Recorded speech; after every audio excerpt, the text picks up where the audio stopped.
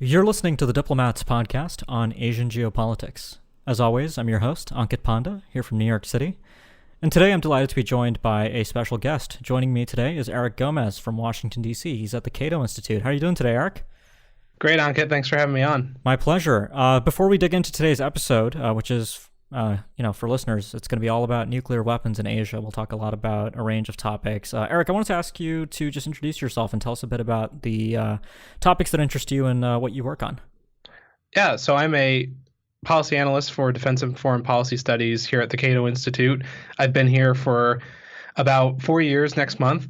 And what I've been working on over the past 2 years or so has mostly focused on U.S. missile defense deployments in Asia, U.S. missile defense strategy writ large, and especially how that strategy impacts our relations in East Asia, particularly with China, but also with North Korea. So I've also been following the North Korean, first their missile program in 2017 when they were all about testing missiles every other week, and more recently the diplomatic process between the U.S. And North Korea and the inter-Korean process as well. Terrific. You sound like you'll be right at home here on the Asia Geopolitics podcast. We've been doing a lot on North Korea recently. Surprise, surprise. But this time, I think we'll keep the conversation a little bit on the broader side. So I think a good peg for our discussion today, actually, Eric, is the end of the Intermediate Range Nuclear Forces Treaty. That treaty expires in 3 days from the recording of this podcast. It is today, 4 days. It's July 29th. The treaty's provisions applying to the United States will cease to apply on August 2nd, which will mark the completion of the 6-month withdrawal period. For listeners unfamiliar with the INF Treaty, it was a 1987 arms control treaty concluded between U.S. President Ronald Reagan and Soviet leader Mikhail Gorbachev that was the first treaty of its kind in that it banned a complete class of weaponry between the two superpowers. Under the treaty, more than 2,600 missiles with ranges between 500 kilometers and 5,500 kilometers were destroyed by both countries. Of course, the 2019 political context and geopolitical context had a big role in the treaty's demise. Starting in 2014, the Obama administration began accusing Russia of a violation of the treaty.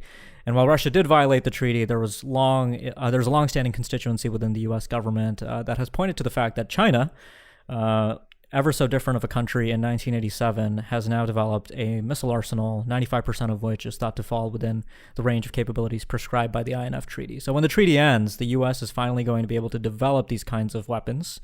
As far as we know, the weapons that are under consideration right now are all non-nuclear and conventional only. So, Eric, maybe we can dig a bit into what the end of INF means. But first, before we get into that, I wanted to ask you a bit to talk about your recent anthology at the Cato Institute on nuclear weapons. Do you want to tell us a bit about that project and what it represents?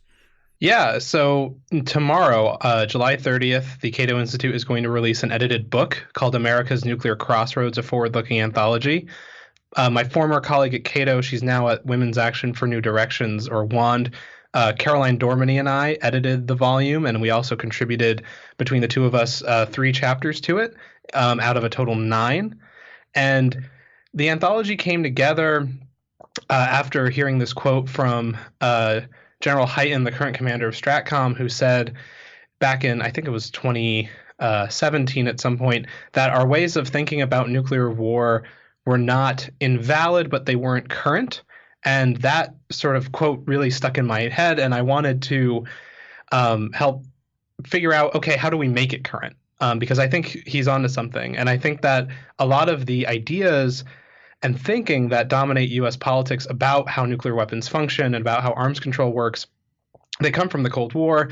And that was fine at the time. I think I'm not trying to say, and the anthology doesn't try to say, that the Cold War lessons have served us badly, but they are trying to point out that a lot of conditions have changed, technologically speaking, politically speaking.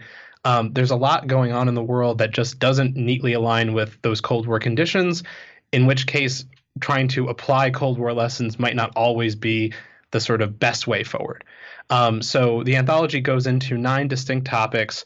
Our goal was to make it about, make each chapter very accessible, both to lay people and to policymakers, something that wouldn't be too long or in the weeds, something that they could actually, like a staffer on the Hill could read and really just grasp the essentials of an issue and offer a few recommendations for how to navigate this new future. So we're very happy that it's coming out. It will be live at www.cato.org/crossroads tomorrow morning, July 30th. So go check it out.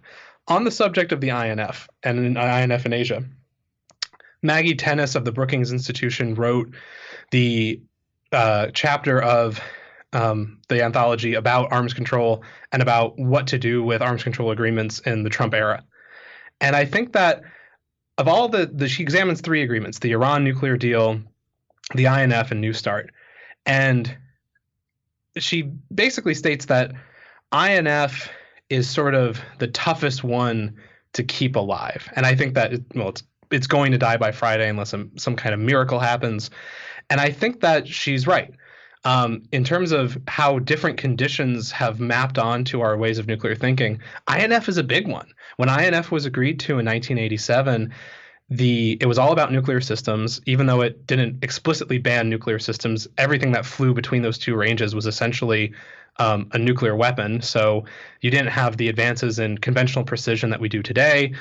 China was still a pretty weak player on the stage. So it was really only between U.S., Soviet Union talking about systems that, while it only banned those that flew to a certain range, were pretty much all nuclear. And now you have a lot more conventionally precise systems. You also have more countries that have these systems in their arsenals. So an agreement that bounded the U.S. and Russia, but also a few former Soviet states, when more and more countries had these systems, became sort of less and less strategically tenable for everyone involved. And I agree with, it would have been nice to keep the treaty. I'm not really happy with the way the U.S. sort of dealt with it, but I also understand that we probably just couldn't keep that thing alive in perpetuity given these changing circumstances. No, I think that's right.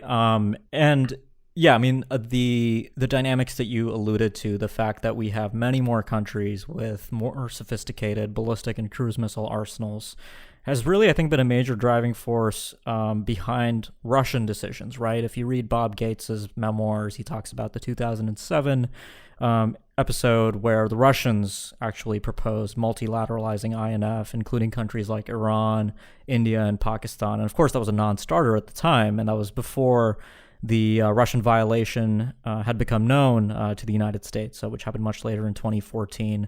Yeah, so at this point, I think the INF, preserving INF, that fight is very much over. Like you said, unless there's a miracle, the treaty will expire.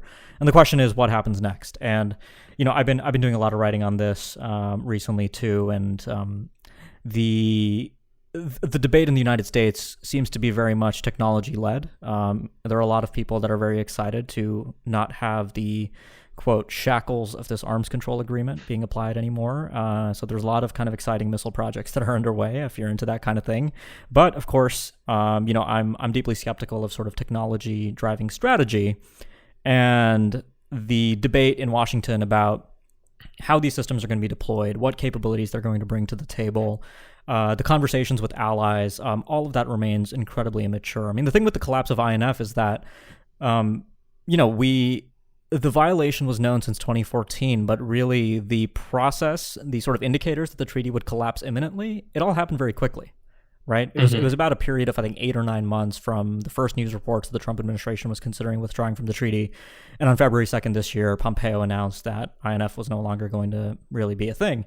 So everything happened very quickly, and the consequence is that the conversations that should have happened with allies happened in a very rushed manner. Yes, the United States managed to get NATO on board, and yes, the United States managed to get Japan and South Korea and a few other allies to either acquiesce or not really stick out their necks too far on the INF issue. But the question is, what happens afterwards, and especially if the Pacific is one of the major driving forces now behind the development of U.S. intermediate range forces, conventional, not nuclear.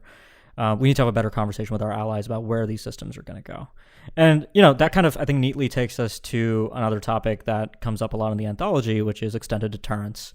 Mm-hmm. And the challenges of doing extended deterrence, not only under the Trump administration, but with I'm thinking here of the Northeast Asian context, what North Korea's nuclear capabilities, specifically its intercontinental range ballistic missile capabilities, now mean for doing extended deterrence in a robust way with Tokyo and Seoul.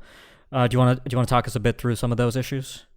Yeah, so the anthology's examination of extended deterrence really happens in, I think, two chapters. One that I wrote, one that Austin Long wrote, and he's with the U.S. Joint Staff J5, but writing in a personal capacity for this volume.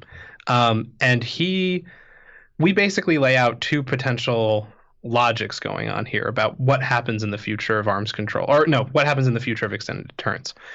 And Austin's chapter is very much focused on China, and he offers a way forward that is very much focused on damage limitation, this idea that if the U.S. sinks a lot of resources into both offensive and defensive means to counter Chinese nuclear forces, or other really, primarily nuclear forces, that we can have certain advantages in risk-taking, that the United States demonstrates more risk acceptance, and that in a nuclear sort of situation, that can give the side that's willing to take more risk certain advantages.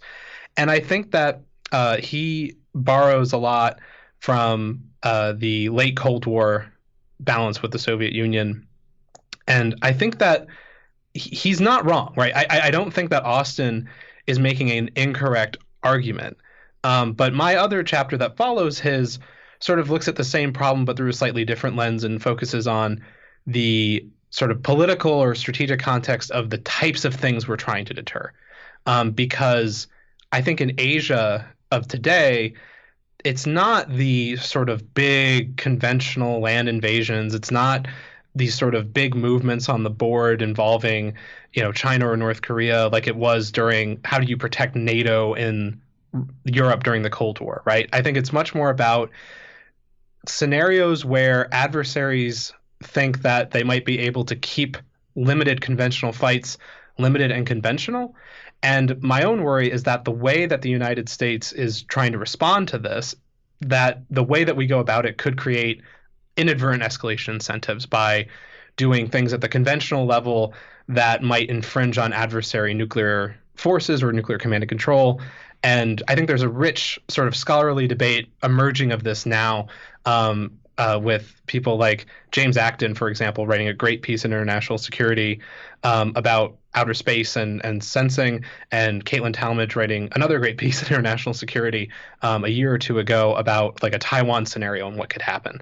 And I don't know if the debate has been fully resolved. And to get back to this point of, INF and really plugging in a new technology into a strategic framework, what worries me about INF in Asia going forward is that the United States, from what I can tell, seems to be focused on, how can we have these INF forces to make our current military strategy better, to make it more lethal, to grant us more operational flexibility. And that's all well and good, but I think if you have greater flexibility or lethality on top of a strategy that is going to be difficult to sustain in the long run, it's just not going to be very sustainable. It's not going to last for a long time, and it might not do the things we expect it to do. And I'd be happy to go into more detail into that. Would you like me?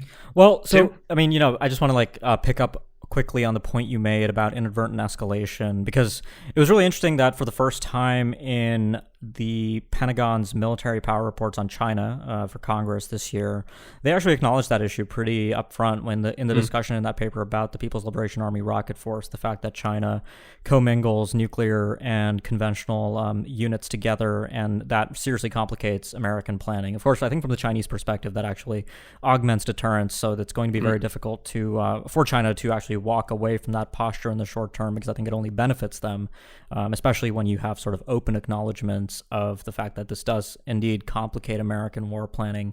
If you don't mind, I was thinking of taking the conversation towards New START and some proposals that have been coming out from the current American administration. So first things, do you want to just quickly tell our listeners what New START is? Because not everybody listening to this podcast is an arms control wonk.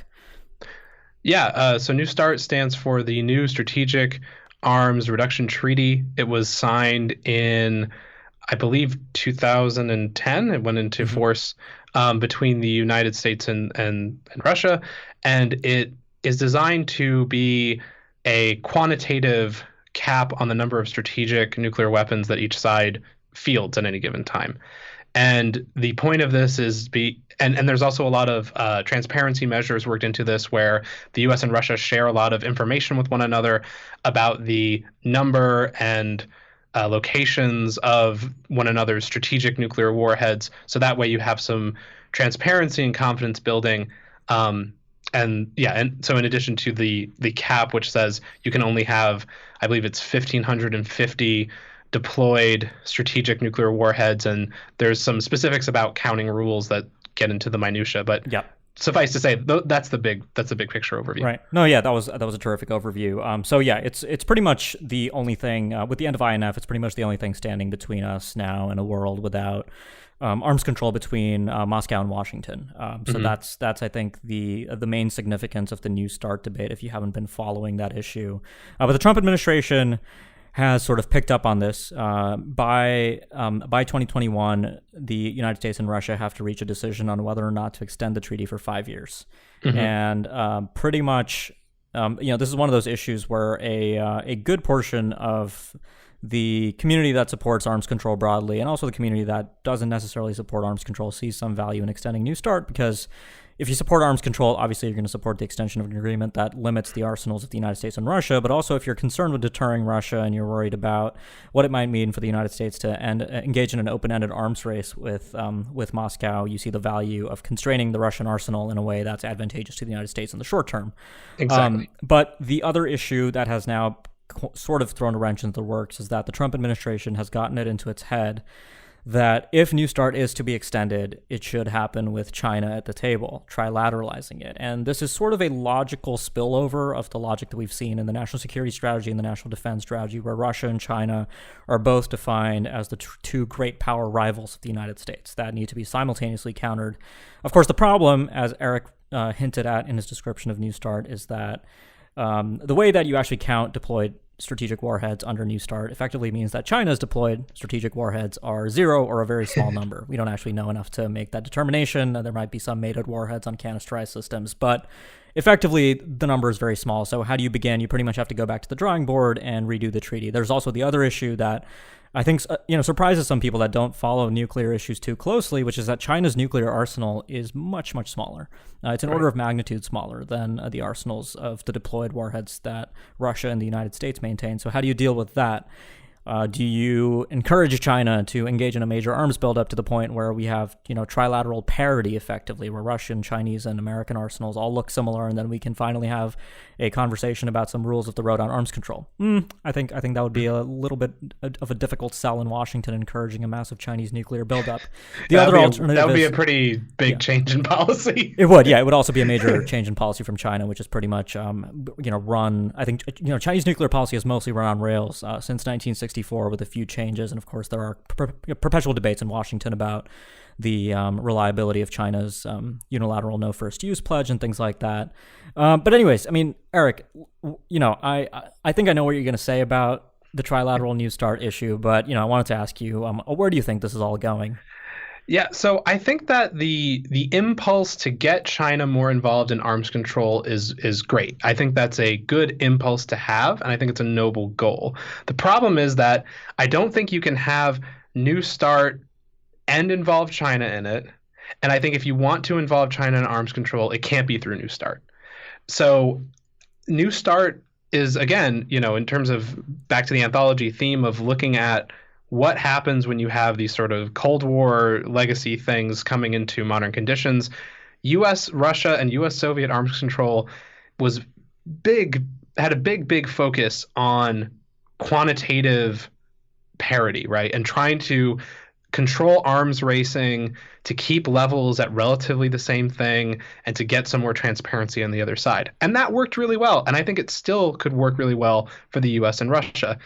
But like you said, with China, the disparity in the arsenal size is so great that for China, transparency is not stabilizing. letting the US know exactly how much weaker China is in the nuclear realm isn't stabilizing at all for them. And they see a lot of benefits in the sort of obfuscation and not being clear, right? That has deterrent benefits for them given their posture. And I think that if we want to get China and Russia involved in some kind of trilateral agreement, we should try to do that. But we need to understand that it's not going to come through extending New START. And we need to think much more creatively about what multilateral arms control might look like going forward. And so I think, for example, a better place to start with sort of trilateral discussions might be trilateral discussions about U.S. missile defense deployments. Ooh, I was missile about to get there. Yeah, because missile defense is something that both China and Russia get very worried about. Exactly.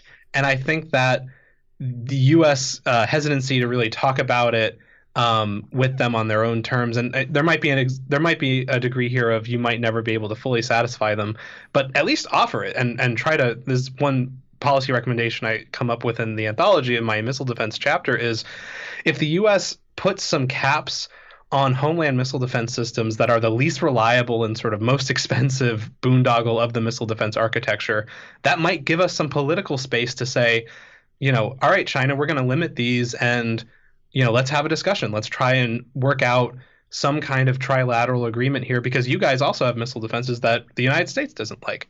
And so I think we're going to have to get very creative and be okay with no real concrete agreement if you get US, Russia, China in a trilateral arms control talk. And it's going to have to focus on things more related to, the blurring lines between conventional and nuclear operations, rules of the road in new domains like outer space and cyberspace, and things like defensive systems and strategic defense.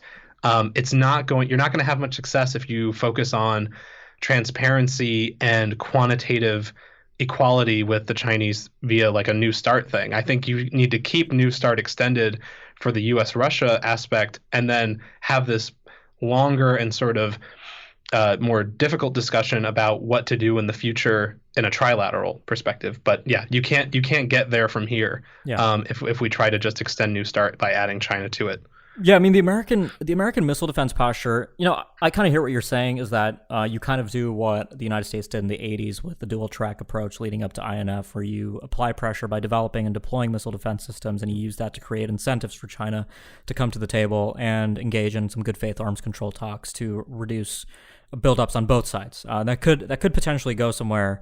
Of course, I think one of the big problems is political will. Right? I mean, as you know, being based in Washington D.C., the political discussion around missile defense is very much divorced from the capabilities and reliability of actual missile defense in practice, and B, the perceptions of the adversaries that we intend to deter or punish with missile defense deployments. And of course, the Missile Defense Review that came out earlier this year didn't go as far as to say that Homeland Missile Defense was explicitly about Chinese and Russian capabilities, but we've had multiple statements from senior American officials pretty much hinting at that, right? And that confirms the worst fears in Beijing and Moscow, where the development of capabilities has long been driven by concerns that American missile defense will finally get over that hump where it becomes incredibly reliable and there'll be sort of a technological breakthrough that will effectively nullify first or second generation warhead technology and pose some serious danger to the ability of China and Russia to actually have a secure second strike.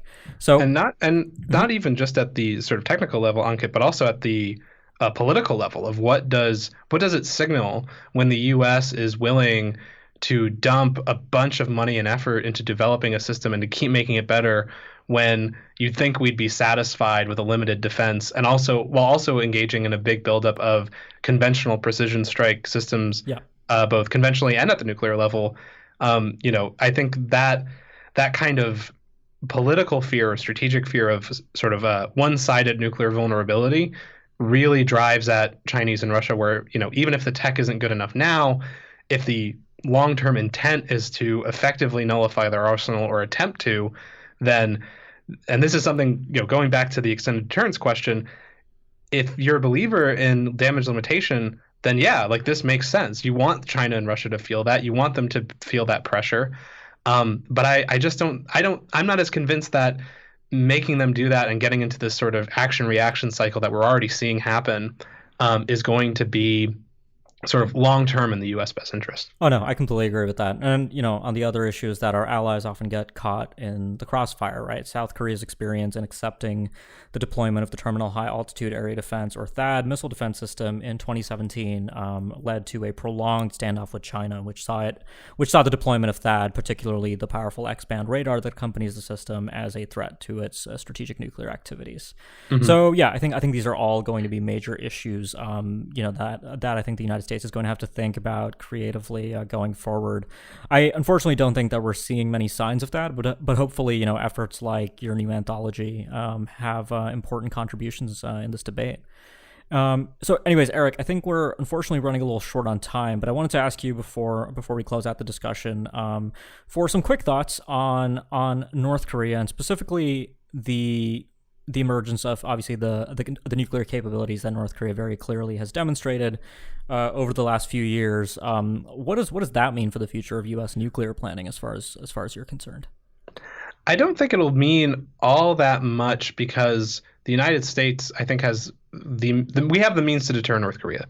I think we can live with a nuclear armed North Korea from the military deterrence perspective quite easily, given what we have both conventionally and nuclear, and even with missile defense in the region. And I think that increasing regional missile defense systems that can defend places like South Korea and Japan from a missile attack by North Korea is going to continue to be a top priority. And China and Russia will get upset at that. But I think that's something we can afford to do, and be pretty much fine with it. But if we really want to get into, moving North Korea's nuclear program in a way that is more beneficial for us rather than something that we can just sort of put up with, I think it's going to require some big changes in the diplomacy strategy. I know that like yourself and I believe Vipin Narang have talked about this, of there are real benefits we can get if we are willing to adopt a more sort of limited aims approach, focusing on arms control rather than nuclear disarmament, and sort of abandoning the impossible dream of CVID and focusing more on what can we get in the short run that limits their physical production capacity, sheds some more light on their missile forces, things like that. Mm-hmm. And I hope the administration realizes this. There seems to be a lot of anecdotal evidence recently that suggests there might be a shift coming, but until you sort of hear Trump say it himself, I think we're just going to have to hold on and hope. The good news is, I still don't think, even with the recent missile test of the short-range missiles by North Korea, I'm not as worried about a return to sort of what we were seeing in 2017 with, all the classics of fire and fury and the frequent missile tests and the nuclear testing. I don't think there's much appetite to return to that yet, but there is a danger here of the longer you wait and the longer you sort of let talks sit in a impasse place, the harder it might be to get some movement. So I hope that, the U.S. can have some confidence in our own capabilities, recognize that, yes, they have nukes. We can deter the worst outcomes. We're okay. We can feel secure in that, and start figuring out, okay, what can we do to move the ball towards arms control with North Korea rather than this, pipe dream of CVID. Yeah. Oh yeah, sure. No, absolutely. I agree with a lot of what you just said. One anecdote I will share, or one observation I'll share, is that talking to and briefing a lot of officials, U.S. government, elsewhere, Seoul, Tokyo, even at the UN, on this idea of doing arms control with North Korea, I found that people react rather poorly to the use of that word, or that phrase, arms control. That's sort of seen as something reserved for superpowers. So I've actually kind of taken to calling it risk reduction, or nuclear risk reduction. Sort of find that it's easier for people to swallow some of these ideas when you don't actually call it arms control, even if that is the underlying solution here. I think the idea of a tiny country like North Korea being able to deter the United States is still very uncomfortable for many people. Of course, I think as given that it is an apparent reality, it will probably settle in time. It just, I guess, hasn't been enough time just yet. So maybe we'll see things change in the next few years. Well, if you don't like it, build a time machine and save the agreed framework. All right. Well, Eric, on that note, I really want to thank you for joining me today and sharing your thoughts on many of these important topics. Thanks, Ankit. It's been great. Yeah, great. We'll hope to have you back on soon. So, for listeners, if you like what you heard on the podcast, make sure you subscribe so you don't miss future discussions like this one. And visit visit www.cato.org/crossroads to learn more about this anthology we've been talking so much about. Yep, that's right. And if you've been a subscriber for a while but you haven't yet left us a review, please do so as well. You can do that on iTunes, Google Play, Spotify, or any other podcast provider of your choice. Finally, a note from our sponsor. This episode of the Asia Geopolitics podcast is brought to you by Diplomat Risk Intelligence, or DRI. DRI is the consulting and analysis division of The Diplomat, the Asia-Pacific's leading current affairs magazine. Since its launch in 2002, The Diplomat has been dedicated to quality analysis and commentary on events and trends in Asia and around the world, and is now one of the world's most respected publications covering this region. DRI inherits this approach and offers clients in the private, public, and nonprofit sectors worldwide access to an exclusive network of subject matter experts and analysts. Whatever your needs in the wider Asia-Pacific region, DRI can offer the knowledge and expertise necessary to participate and manage geopolitical and geoeconomic risks. For more information, please visit dri.thediplomat.com. Thanks a lot for listening, and we'll be back soon with more.